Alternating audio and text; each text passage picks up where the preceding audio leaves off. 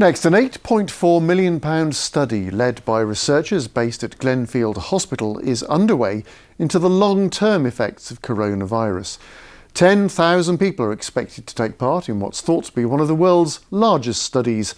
And Amy Payne went to meet the very first participant.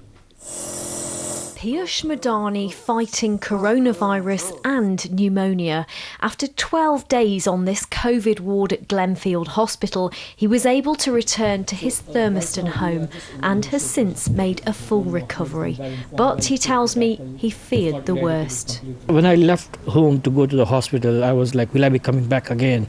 Will I be seeing my family again? And I wasn't able to speak, and the coughing was so bad. I was like, nah, the end's near. But now the staff at Glenfield were excellent. They took utmost care of me and made sure I can come back home alive. Now Piyush wants to help others affected. He's the first patient to take part in an £8.4 million study investigating the impact of COVID-19. Participants will be assessed physically and mentally so researchers can develop trials of strategies for clinical care.